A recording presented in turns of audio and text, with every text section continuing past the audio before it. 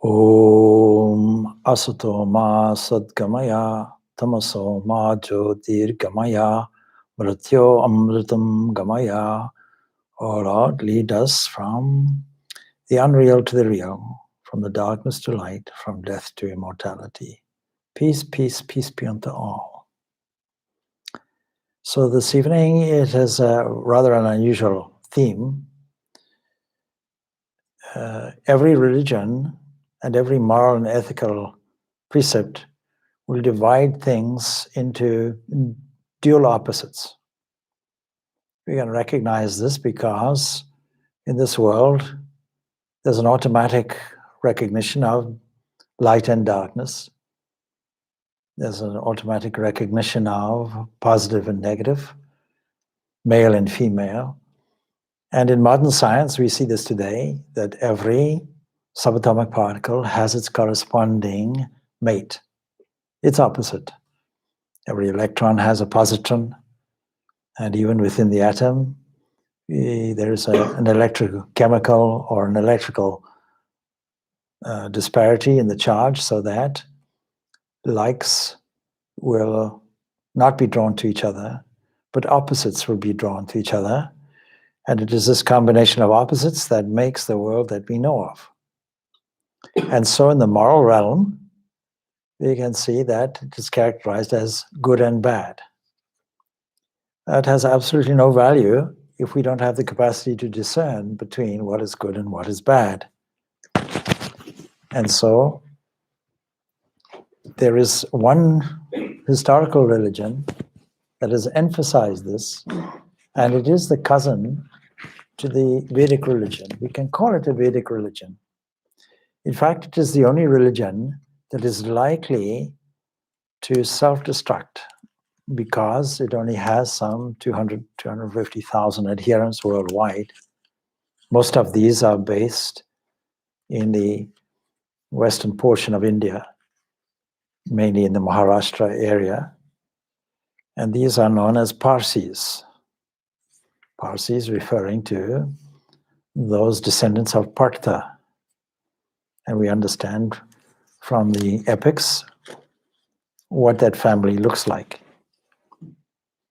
The Parthians was a civilization, Persian civilization, that developed an empire.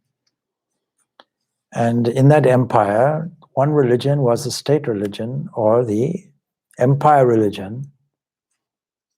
And even before that, it was the religion that was prominent and had most influence.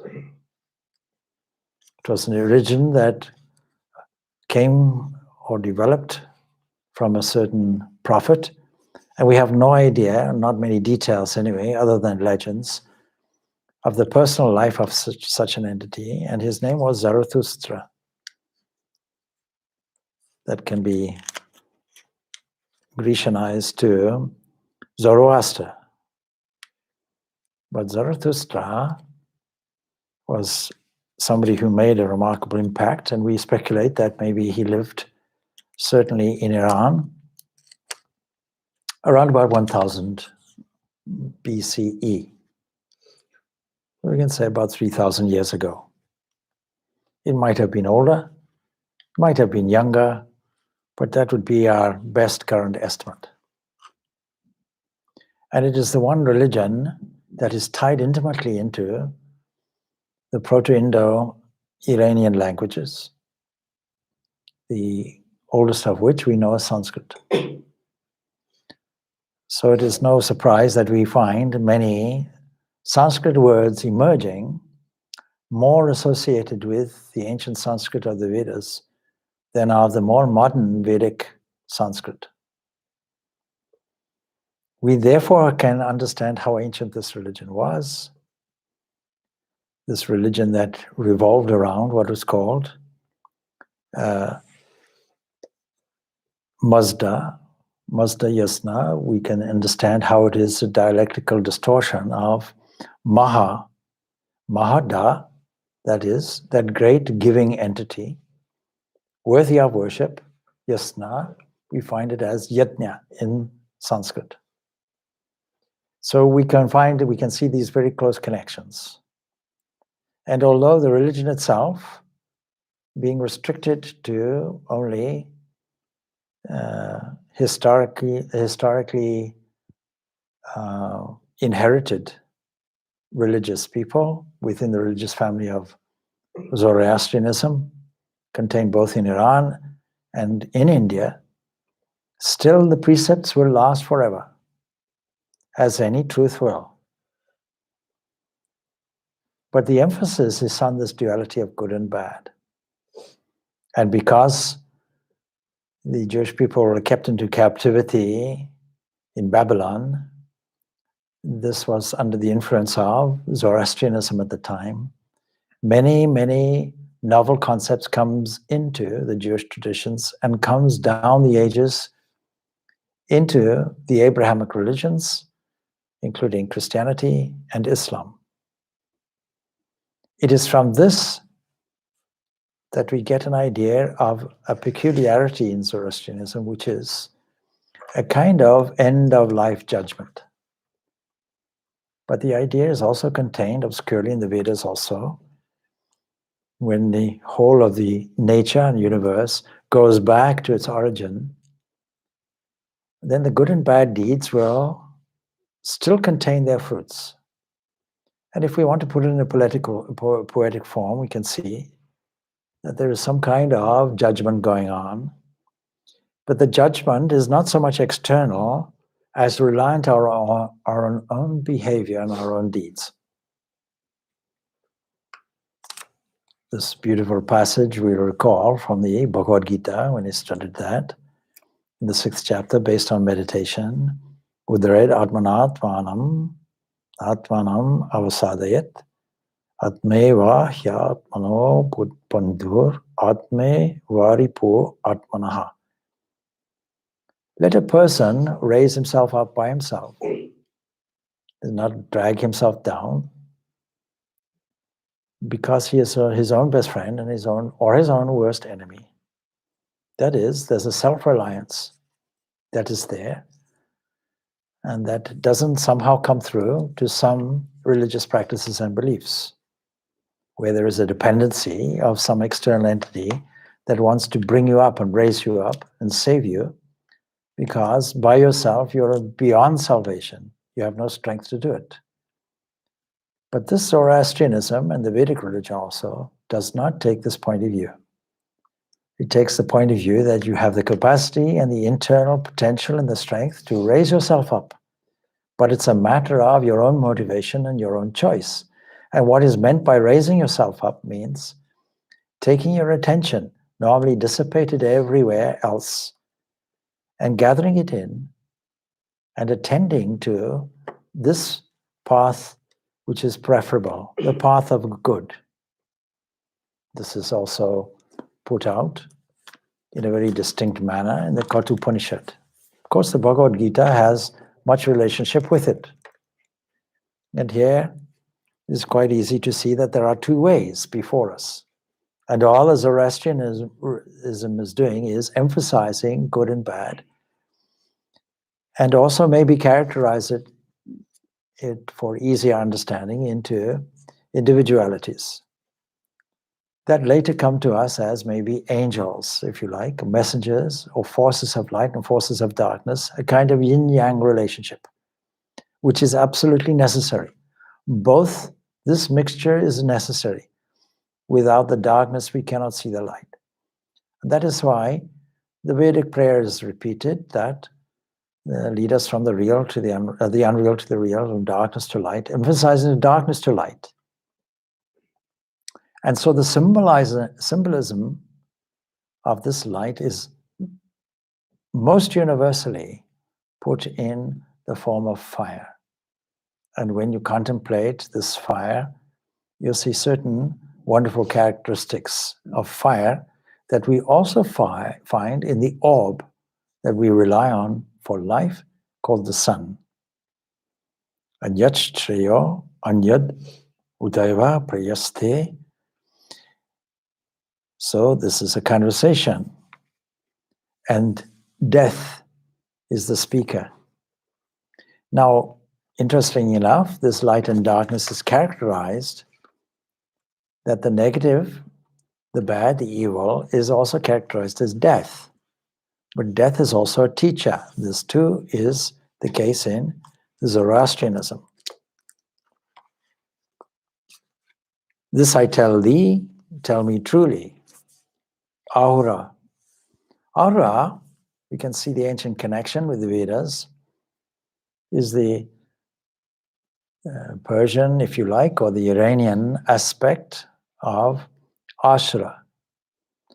Now, Ashura we normally think of in the Vedic tradition as demons, or the anti-good, the things which are bad, against this preferential urge for goodness. But the different is the good, and different indeed is the pleasant. And these two, with different purposes, they bind us. Both bind us. And so we see the Zoroastrianism picks this theme up also. And of these two, it is well for him who takes hold of the good. And the good is characterized as the preferable. Because we often think what is good is what gives us pleasure. But it is a short-term strategy which ends in pain. And is a result of our mistaken outlook on the universe itself. So we need a discerning attitude. And indeed, Zoroastrianism provides this in its morals and ethics, in its actual practice of spirituality. So, Ahura is Asura, derived from, see, the root of it is some entity that is a life giver, something that is spirit. And we can't leave it there because it is called Ahura Mazda. That is, Maha, the supreme or the great, the giver. So a spiritual entity that takes delight in life. We can recall that in the story of the churning of the cosmic ocean, the Milky Ocean, some soma comes out, or some poison comes out and threatens to destroy the whole of existence. And this is termed as suru, the thing consuming which we delight in. And if you delight in this in a pleasurable way, then you are asura, a demon. But if you supplement this term and say a supreme giver, you have both these aspects, that is a life-giving entity and is also a very great giving entity also. And that is one worthy of worship. And so these ancient concepts carry over, and we'll note, of course, that the Persians or the Iranians could not really say the S, that sound. Instead of saying Asura, it comes out as Ahura. Instead of saying Maha, it comes out as Mazda. So we just see the difference in dialectical understandings, that's all. The concepts remain the same. And so the prayer goes like this: This I ask thee, tell me truly, Ahura, whether I shall indeed, O right, earn the reward, even 10 mares with a stallion and a camel, which was promised me. We have to bear in mind that Zarathustra, the ustra is related to ustra in Sanskrit, camel. And so the one that gathers the camels, or the ones that drags camels toward them, and that is the one who cherishes and nurtures that which apparently gives life, that which is sustained by a storage of water that is resistant to desert conditions and so on. Now, when we talk about ancient India, of course, India is that land south of the Indus River, south of the Sindh region.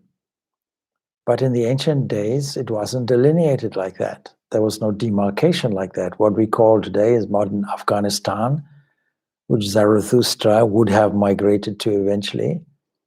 He died at the age of 77, and he was attacked and martyred. Nevertheless, he would have migrated from a similar land. And the reason why we call this Iran is a corruption of the Sanskrit Arya, Aryan. This has nothing to do with any invasion or anything. The Aryan invasion theory, Arya simply means a noble person. The land of noble people is the land of Iran, the Aryans. So we can easily see the vast connection of land between these entities, which we find geographically all separated now. In fact, the land of Indus is now geographically in Pakistan. So these are modern concepts of divisions which were not there. Going up as far as the southern part of Siberia or Russia, a vast, vast area that saw trading, and we know that the Indus Valley civilizations that have been discovered going back some 5,000 years and odd were all trading people with the Sumerian civilization.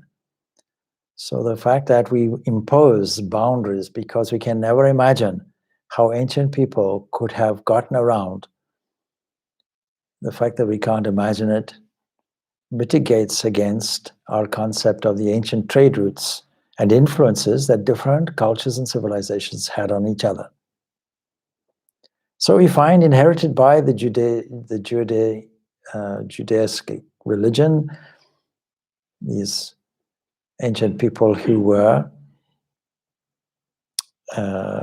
under the Zoroastrian influence, and we find that Cyrus the Great, being generous enough to rebuild the temple for the Jewish people, but introducing ideas of the last days, introducing ideas of angels of good, angels of bad.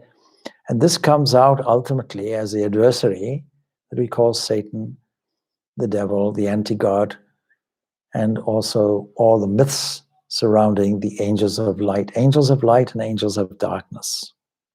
The whole world was seen to be a struggle between these two forces that were highlighted in this passage as the preferable and the pleasurable. And in this story, in the Kathopanishad, there is a test for Nachiketa.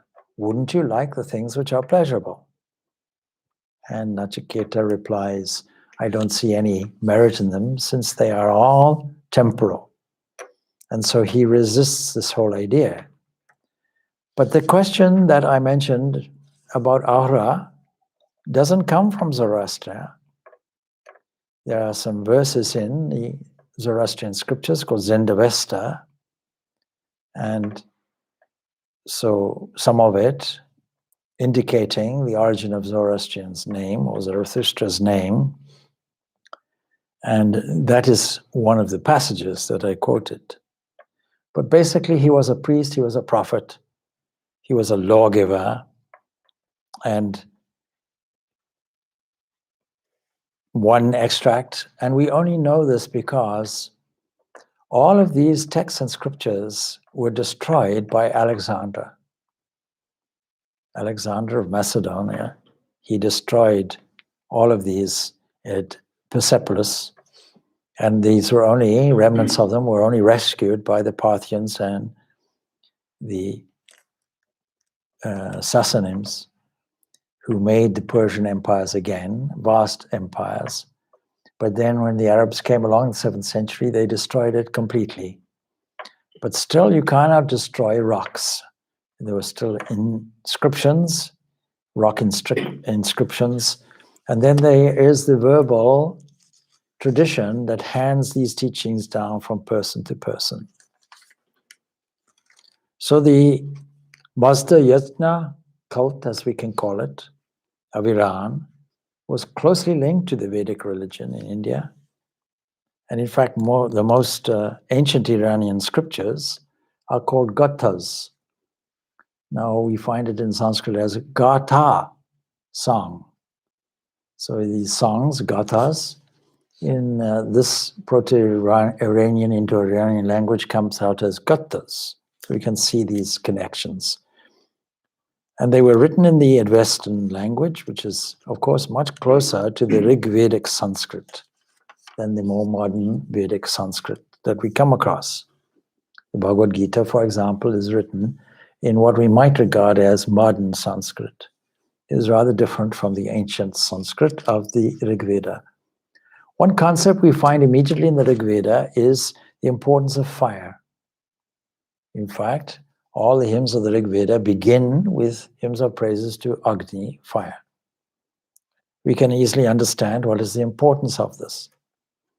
In the Zendavesta literature, we can find out the importance of this fire, and it's summarized beautifully in this way, that fire has a tendency to go upward. And in the ancient days, the Vedic sacrifices were all only to do with fire, nothing else.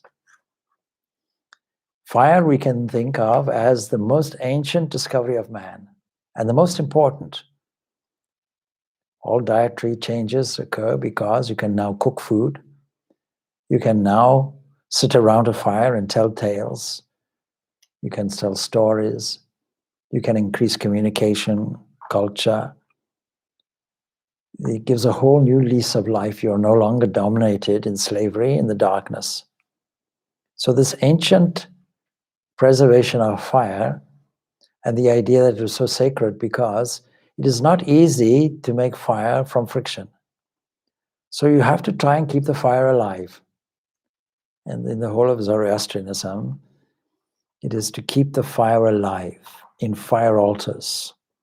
The ritualistic aspect is very, very unimportant compared to simply a shrine, an area where you keep the fire alive, and all the symbols in Zoroastrianism will be centered around the censer that keeps the fire alive.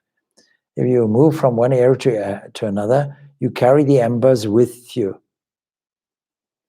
And it was soon seen how there was a connection between this fire, the inner fire that keeps the body temperature at a constant level, the fire of digestion, and the fire that sits in our solar orb. This is not new to Zoroastrianism. This is an echo of the Vedic concepts. And the fire leading one on, and one's thoughts on, and one's intentions, and one's mantras are upwards. So this fire represents petitions, leading the soul upward, leading one's intentions upward. And the fire is also a purifier. I mentioned this in the preceding guided meditation that I had done, so that we can see the importance of fire as leading one's intentions upwards as fire does, but other things are there. Fire is a purifier. Even now, if you want to prick your finger and get some splinter out, you can take a needle and light a match, and you can purify that. You can kill off all the germs and so on and so forth with the heat that is applied. So fire purifies everything it touches, and itself remains pure. Nothing ever can pollute fire. And for this reason, when the body dies, it's not put into the fire in the system, because it will pollute something that is sacred. That's the way they viewed it, rather different from the later traditions of the Hindus. So they rather take the body, it having had no spiritual use anymore, and return it to the elements, making it useful by putting it on a platform, allowing the vultures and so on to pick at the bones, things like that. Even the ancient way of handling a saint's body in Hinduism would be to put a weight on the body and put it into the river so the fishes can have a repast from it. It's only matter, it's only food. That's how it's understood.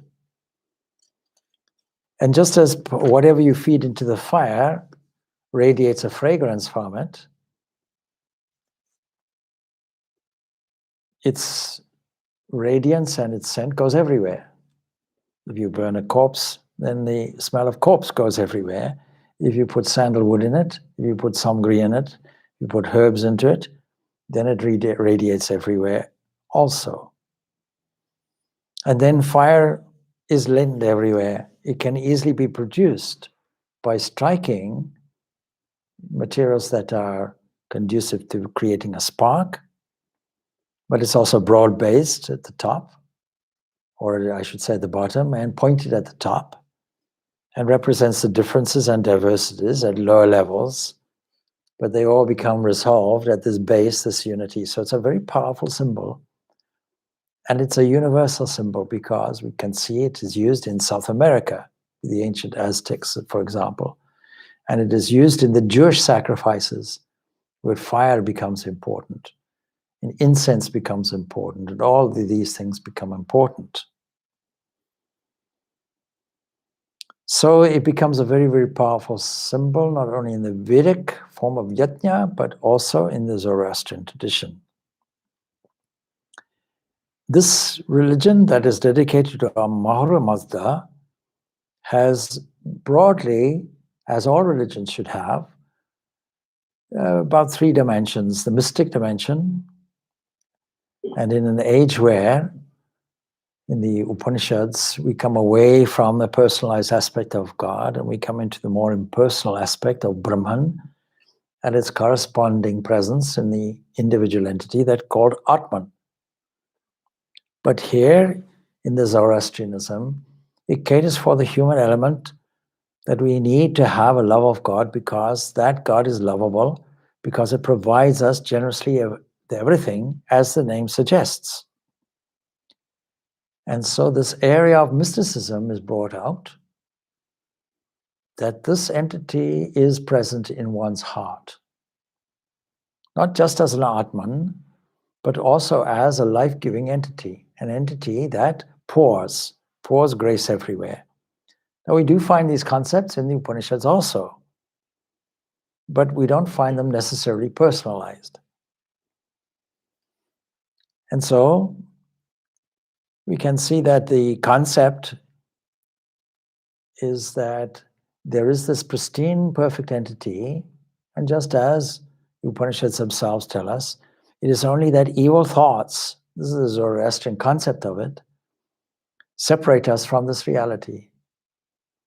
And that is equivalent to saying that if we follow this line of Rajas and Tamas, these egocentric thoughts, these thoughts that are material-based, it has the effect of obscuring the reality. And so it is not a question of good and evil as inherited necessarily in the salvific concepts of the Abrahamic religions. In fact, in this Zoroastrianism, ancient as it is, we find the elements of avatar as a principle. The doctrine that messengers of life will come from age to age. And there is a historical dispute. How old is this Mahabharata that contains the Bhagavad Gita? And within this Gita, we find this concept of avatara that comes from age to age to adjust this adharma and reproduce dharma harmony. But the concept of this avatara, if Zoroastria lived, let's say 1000 BC, then we find this very clearly coming out. And I suspect that it is post-Bhagavad Gita. But who's to say? In any event, this idea is there. And another idea which is there is that the Zendavesta, the scripture, is not complete. It is an ongoing revelation, that no scripture contains the fullness of truth anywhere. It is a developing thing, a discovery that is suitable and adapted for every age. There's ritual, no doubt, but the principal aspect of the mystical practice will be right thought, right word, and right deed. Thought, word, and deed. Why should this be so? It is because all concepts carry with them words. This is the way the humans think. If I tell you elephant, then a picture of elephant forms in your mind. It's not that your brain has a capacity to fit an elephant into it. So a picture comes. This is what we call nama. The elephant itself, rupa, the form of it. Subtle form forms itself in the mind. We use this for meditation purposes. we create a series of directed words, a kind of internal commentary that is accompanied by pictures, so that we can clearly conceive of something, and that leads us inward to the inconceivable.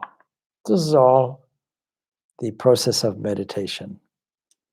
Meditation itself, as an actual stage in a process, is simply that the one thought remains in the mind. And the final effect of that, samadhi, means all thought is gone, and should not be misunderstood that that's a starting point. Many misunderstandings in meditation of emptying the mind. I've often heard people say to me, "Oh, Swamiji, it's very difficult. I cannot meditate. I've tried to empty my mind." Stop there. Who said you have to empty the mind? You think the mind is a garbage can that you have to empty? The mind is not supposed to be empty. So there are two things connected with the word mindful. One is the mind is full. And the other one is mindful. You have to take your attention and steer it to a point of awareness. You're going to start off with awareness of the various parts of the body, for example. That's a good starting point. Immediately that takes away any disturbances associated with the body. Supposing you're sitting for meditation and your knee is paining, then the technique is highlight that pain. Very soon you'll find that the attention itself has shifted the area and you're no longer aware of the pain, but you're aware of the knee. And so concentration, that is, steering your attention like a beam. And when you do that, it becomes a revealing factor. In that same way, when we steer our attention inward to more and more subtle areas, they become more and more areas that are revealed to us, until finally the full thing, the whole totality, is revealed.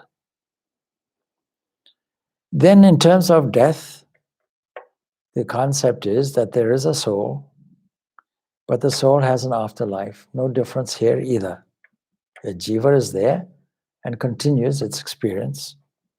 But the unique expression which carried forth to Pharisaic Judaism for the first time was, don't forget, the ancient Jews had no concept of an afterlife at all. Even today, amongst certain Jewish traditions, there's no concept of an afterlife. It's a debatable thing. But if you're of the Pharisaic persuasion, such as Jesus was, then you'll emphasize this afterlife. Where does it come from? It comes from this Zoroastrianism. Monotheism itself has come from it also. So we can make an educated guess that the Jews in exile got some various lessons, in addition to compiling all their traditions into one place in around about 600 BCE, assembling all the literature and traditions that they had.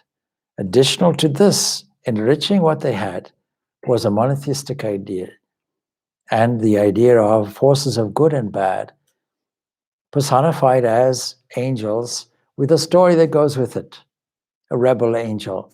That also comes in to the Islamic tradition as well, Iblis, and so on. All of those stories come forth. But if we look at the pristine nature of Zoroastrianism, it is exactly the same as the Vedic tradition. It doesn't make any salvific conclusions. And then as far as nature is concerned, nature seems to be saturated with the divine life of this Ahura Mazda. And so we come now to a certain philosophical understanding, an immanent understanding of this great entity.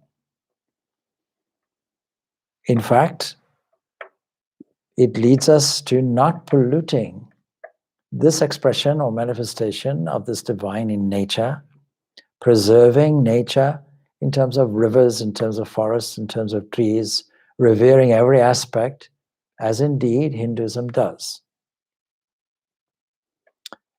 If this is taken to its conclusion, the idea of environmental pollution would not really arise.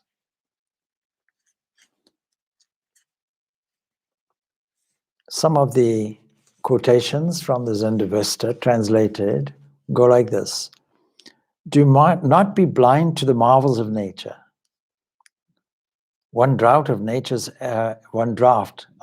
elixir is better than a dozen doses of any other drink. Incomparable is the joy that man finds in this world of 1,000 wonders when he lives in commune with nature. It's not to eschew nature. It's not to separate nature. It's to embrace nature. The entire nature is saturated with the divine life of Ahura Mazda. And in this we find echoes of the expression found in the Upanishads of a manifested thing, there being one entity without a second that gets manifested, making that supreme entity not only inefficient but a material cause of the same thing. Like a spider weaving a web from itself, it doesn't require any other entity. So we find here monism in its truest sense, not just monotheism. From nature to nature, God is the next logical step.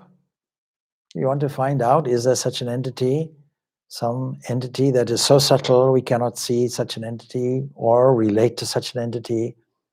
Then every aspect of nature becomes a pointer. Why don't you look at this?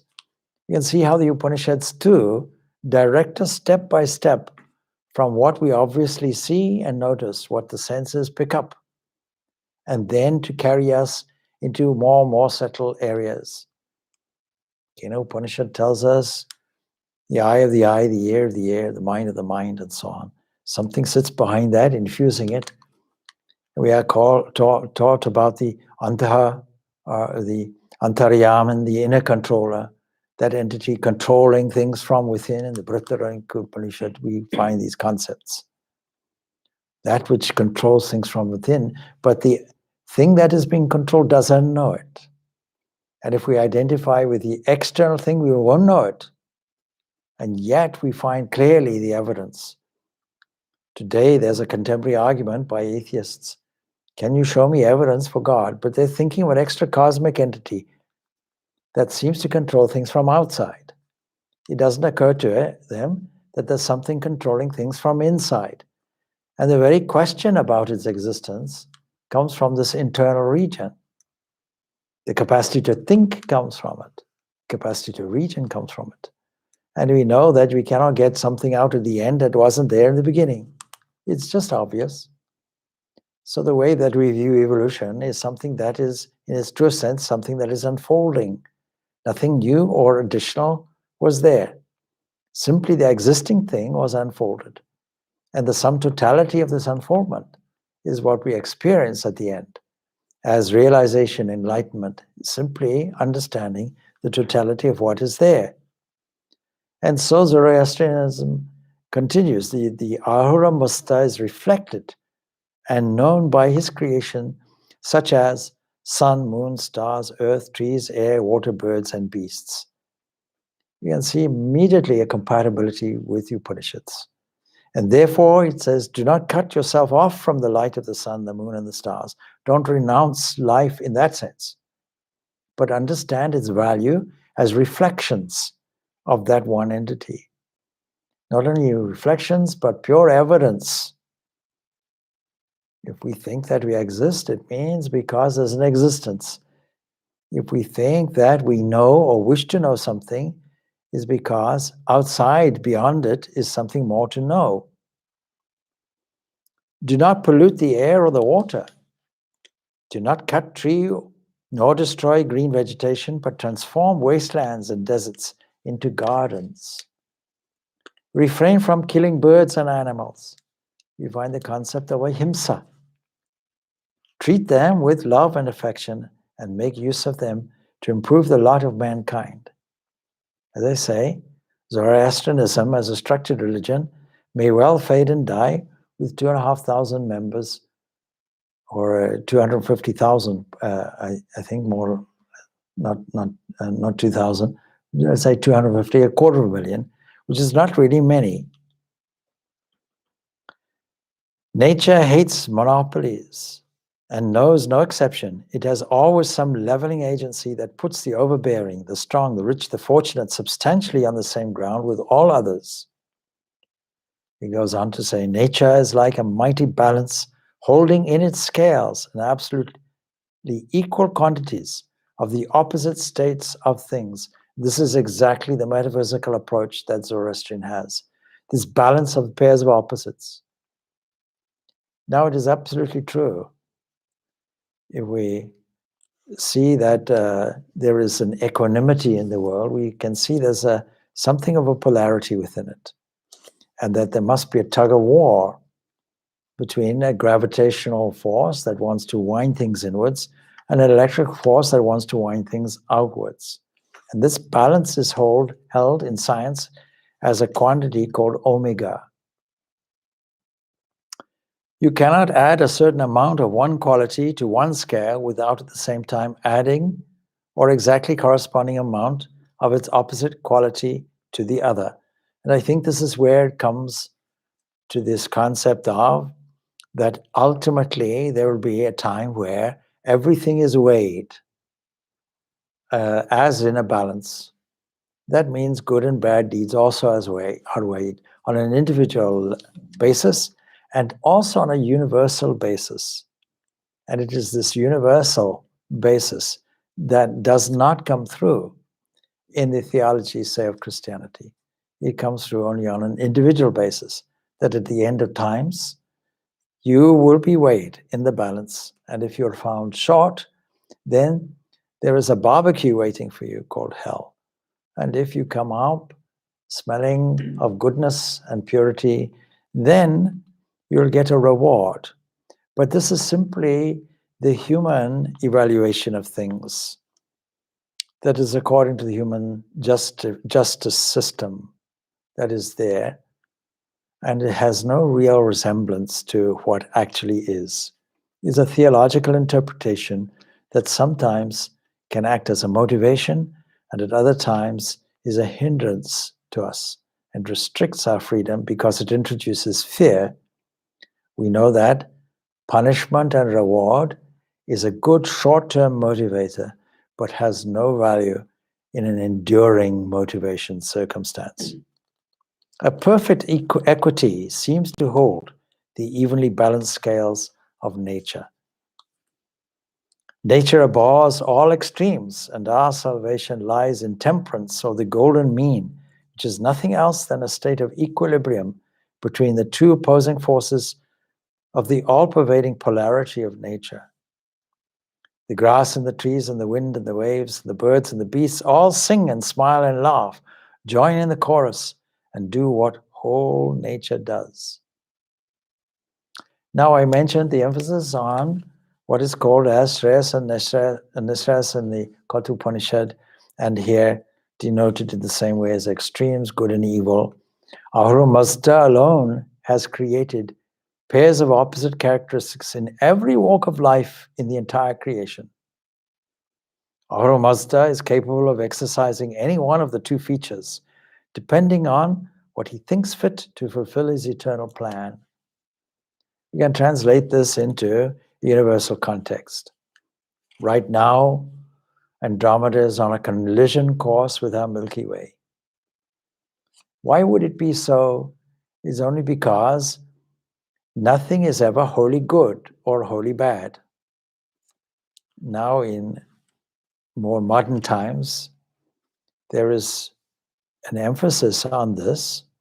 In this modern age, from the 19th century onwards, the emphasis on the representation of the universe as it is, not requiring some anti-force, is that, for example, of Kali as a mother.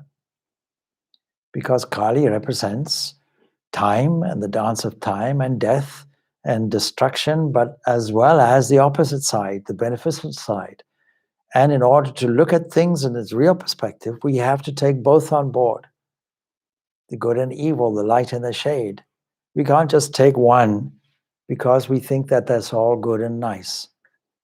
And in this context, life then becomes a wonderful play, a balance, where we have to continuously adjust And this is what is behind the concept of avatar as well.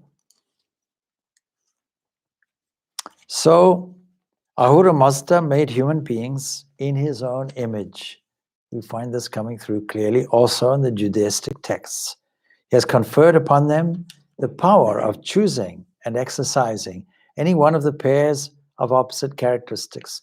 And this came out in the text that we quoted earlier in the 6th chapter on meditation of the Bhagavad Gita, that you can raise your attention up or you can lower your attention, but it's in your hands. You can't blame an unsuspecting God for it. Never be dispirited of your efforts to achieve something positive. Are thwarted by the forces of reaction. The greater your efforts, equally great will be the resistance thereto. We have to accept that. Every action has an equal and opposite reaction. And we accept and don't deny life is one eternal struggle between the forces of good and evil. And the true follower of the Mazda Yajna or Yasna is he who harnesses evil to subserve the furtherance of that which is good.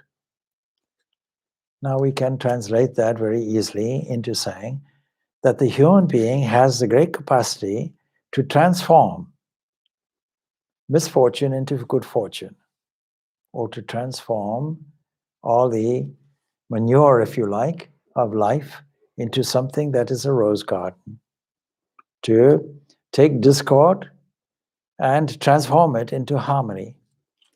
Any other aspect of nature hasn't got this capacity. Nature itself is a self-adjusting mechanism, and every creature seems in tune with it and accepts their fortune or good fortune. They don't evaluate it necessarily in that way, but they're really helpless because nature is the ruling force. Nature comprises all the laws: birth, life, death, struggle, survival, and all these are accepted things, and therefore the reactions are within that context to survive. But the human being has something different. If I want to fly, I don't have to wait for thousands or maybe even millions of years for wings to evolve. Simply with my man brain, I can construct an aircraft, a machine, and go above the clouds and fly in any direction, at any altitude, higher than any bird. Simply bypassing the biological evolutionary process. With my intelligence, I can do it. There's a commanding position that I can have in nature. Now, there's a very interesting philosophy. This comes out in Friedrich Nietzsche. And Nietzsche, born in 1882, he writes a text. This is, "Thus says Zarathustra." And what he's doing is, he's taking this moral precept that Zarathustra is famous for and turning it around a little bit. What Nietzsche is doing is, he's giving us a revolutionary set of forces and saying, don't think that things are predetermined to be good or bad. In fact, he is making a mythical Zarathustra, and he's using the various concepts, say that Aristotle may have postulated in mutually exclusive categories, to say a thing is either black or white, good or bad. But Plato introduced the concept of becoming. Should we not take our own destiny in our own hands and go into this aspect of becoming? And so Nietzsche brings out a number of different revolutionary concepts. These concepts are to do with independence. We can learn about 10 lessons from these principles of Nietzsche. And what he's saying is that don't be a fatalist. Don't think that your salvation is in another's hand. For example, one suggestion he has is 2/3 of your life should be dedicated to freedom. Now let me see what that means in our modern concept of work. 2/3 of our life, for many people, is to do with work. That is, to do with slavery, not to do with freedom. And he's suggesting the opposite. Let 2/3 of your life be to do with freedom. But if the vast majority of your time is taken with work, how can you do this? It is to work in such a way, with such an attitude, that you're working in a freeing way. And this amounts really to the approach of karma yoga. That there's great enjoyment in all your activities, and that you are a master of your activities, not a slave to your activities. That you're not working with an atmosphere and attitude of slavery. That you are in command of all your attitudes and approaches. And this involves also being in command of time. Using time in such a way that you are a master of your time, not a slave to it. And this also implies something like what we call in modern speak work-life balance. Making sure that your leisure time and your family time and all of the aspects of individual domestic life is well managed so that you are master, not slave. Now this also implies that the psychological aspect of spiritual life also has to be mastered. Mastery of the mind is the primary spiritual activity that happens in spiritual life. It is the mind that is in the way. It is the mind that produces the attitude of slavery. It is the mind that wants to urge towards its own freedom. Freedom is the primary goal, expressed in many different ways. So how can we be master? You see, Swami Vivekananda is wonderful. Each soul is potentially divine. The goal is to manifest this from within. But then he says, by controlling, that is, by exerting mastery over nature, external and internal. Internal means the mind. We are very good at mastering all the other things, but we are no good at mastering the mind. What's the evidence for that? Well, the evidence is how many people are stressed, how many people are suffering from psychotic and psychological conditions. It was Swami Vivekananda's aim that he should bring some psychological health to Western culture. And it is only found in spirituality. That means a shift of attitude which sees things in a different way, revalues life in a very, very unique and different way. And so like this, Nietzsche, who made this amazing and astonishing statement in his book, Thus Spake Zarathustra, the famous misunderstood statement, God is dead. What he meant by that is that standard view of how we think of an extra-cosmic creator entity is gone, and all the religious hypocrisy should also go. He's very critical of the Christianity of his time. And he was very famous for making outlandish statements. It was certainly an attention grabber. God is dead. What it means is the conventional idea of a controlling entity is dead. By taking mastery of our own destiny, we come to a point of spirituality, which he calls Ubermensch. That is, or the Superman, superhuman. And he saw that humanity was in a bridge state, an incomplete state, going from animalistic tendencies to our full potential, exactly what Swami Vivekananda is saying, that each soul is potentially divine and the goal is to manifest this from within. And in order to do this, we have to have a freeing attitude and a mastery attitude. And this was exactly the same in the original Zarathustra. And just as gold, says the Zendavesta, needs to be put in a crucible before it can be freed of its dross. So a man needs to be put in the large crucible of the world's rough and seductive ways before he can rightly consider himself to be free of earthly dross. No one can call himself pure until he has met and subdued the evils and temptations that beset his path and tuned to the nobler channels the passions with which he is born. These are universal precepts. We can't label them Zoroastrianism, Vedic truths. Truth is truth. And truth has a ring of truth too. We know it is truth instinctively.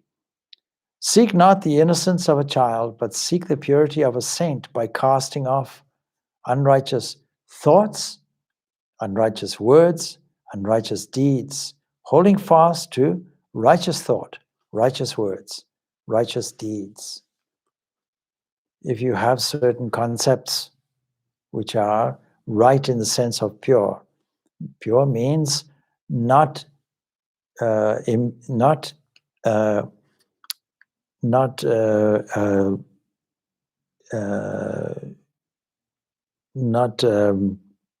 made impure, imperfect, not tainted is the word I'm looking for, not tainted by egoism or egocentric interests.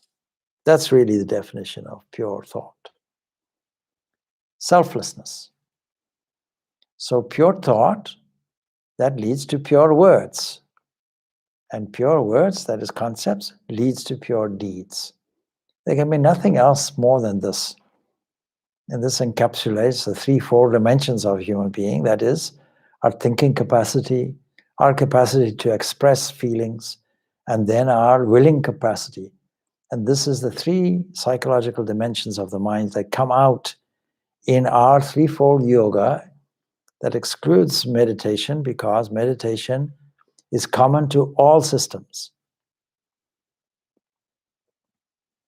So seek not the innocence of a child, it says. What an ineffable loveliness comes over the face of an earthly creature when its spirit is attuned to the highest, so that even a celestial being looks coarse and vulgar.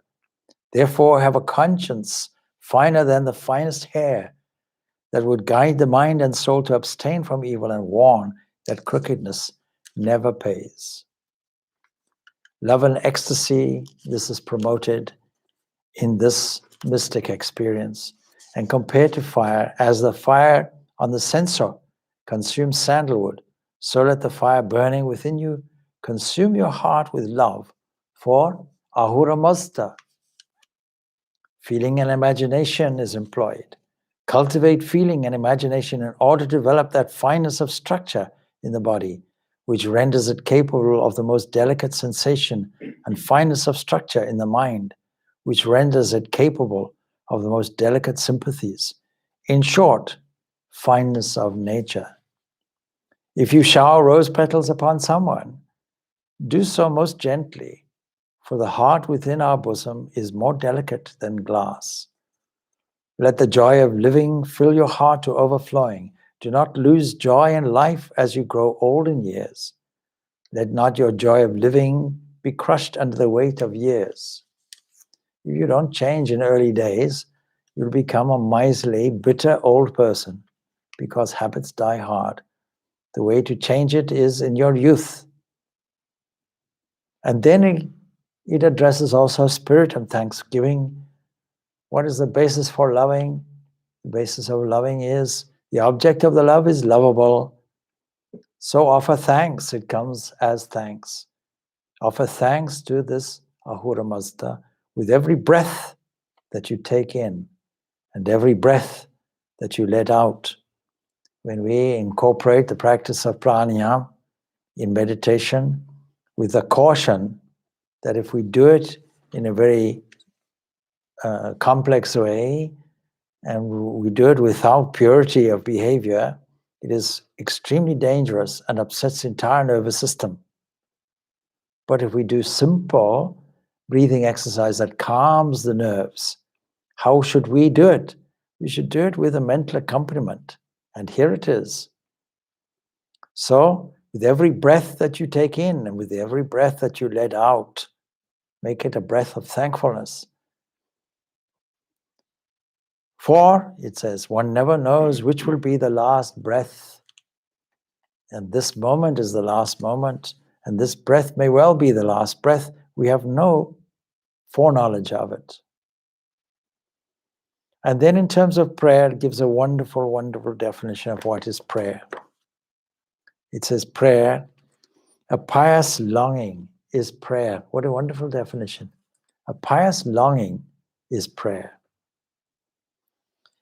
Another thing which is to do with faith, and is a beautiful definition. Faith is belief in the unknown. Ramakrishna says the fact that you don't see stars in the daytime does not mean they don't exist. They still exist, even though you cannot see them. But then it goes on to say, what is belief? Belief is faith in the known. That's a wonderful thing, worthy of cogitation now. Faith is belief in the unknown. But belief is faith in the known. We believe something when we know it. Very often, critics of religion will say, oh, belief and faith is the same thing. Because there's such a thing as blind faith. And blind faith, of course, is just superstition. There's no reason to believe in it. But at the other end is unwavering conviction. A belief because we know it to be true. You certainly believe the sun will rise tomorrow because you know it will. But you have faith.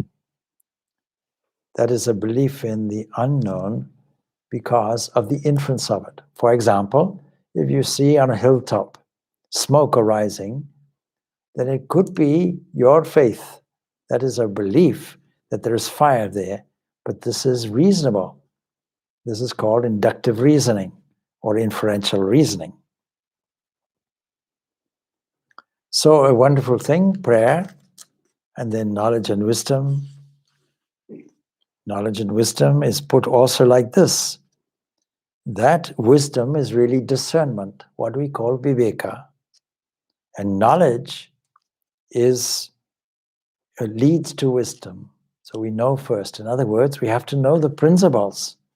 And then by applying the principles, it evokes in us wisdom. Knowledge keeps the mind always young. One whose wisdom is clouded by intoxicating drugs knows neither peace nor rest. It has something to say about diet. It has something to say about intoxicants also. So this is the Ayura Mazda as presented and its precept as presented in the Zendavesta, as has come back to us. And all these are contained actually in songs, in gathas, or Sanskrit would say gathas. The finest and fairest and gentlest and loveliest expression of speech is song.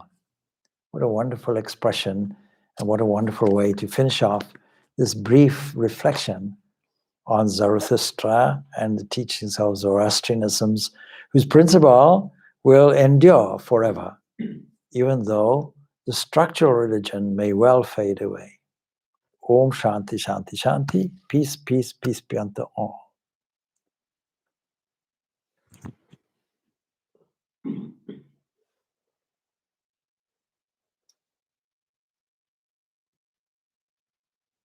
Good.